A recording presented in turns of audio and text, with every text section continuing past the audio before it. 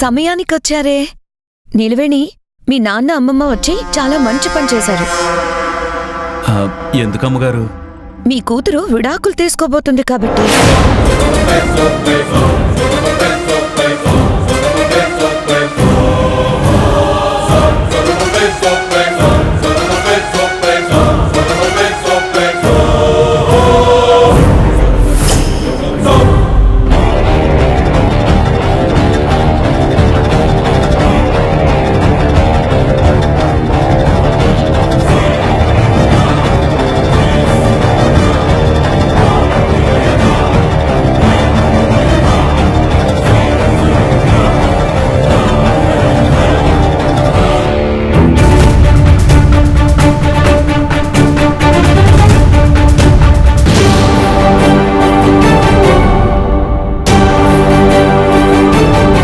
వెళ్ళేటప్పుడు ఒంటరిగా వెళ్లకుండా మీతో పాటు మీ అమ్మాయిని కూడా తీసుకుపోవచ్చు కదా.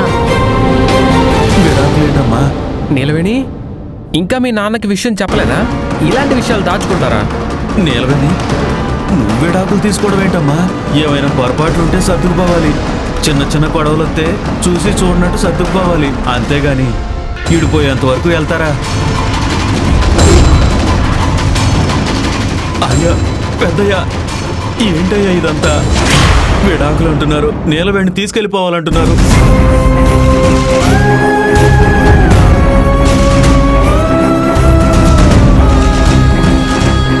దీనికోసమేనా నా కూతుర్ని ఇంటికి కోడలుగా తీసుకొచ్చింది? ఎందుకైనా చెన్నై గారి పక్కన భార్య అనే స్థానం కట్టబెట్టింది?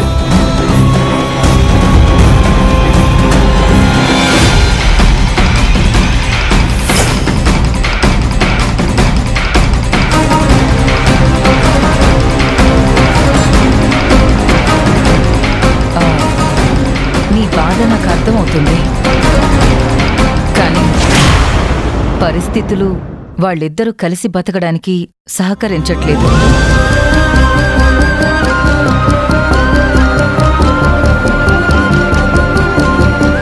కలిసి బతికినా ఎంతకాలం అన్యోన్యంగా ఉంటారో చెప్పలేము.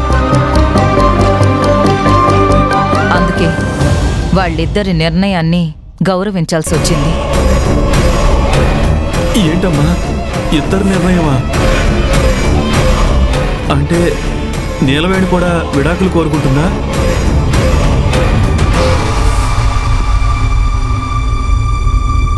అవును భద్రయ్య.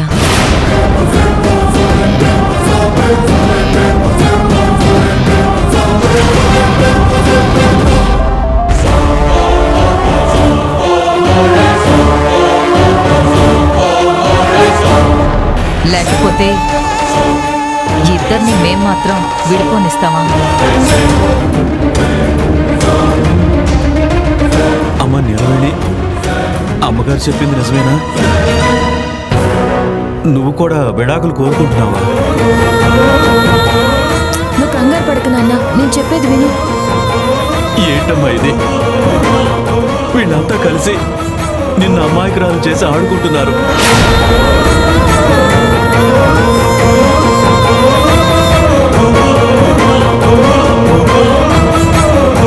నీ జీవితాన్ని అన్యాయం చేయాలనుకుంటున్నారమ్మా.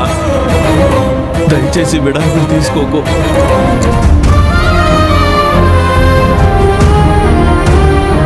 చెన్నై గారితో చక్కగా కలిసి ఉండమ్మా. చక్కగా కలిసి ఉండేదేంటి? ముక్కలు చెక్కలుగా అయిపోవాలని నిర్ణయించుకున్నారు కదా.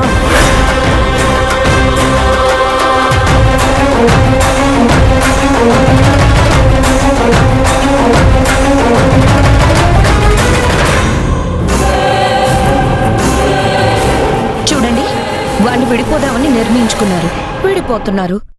ఇక దీని గురించి చర్చలు సమావేశాలు అనవసరం.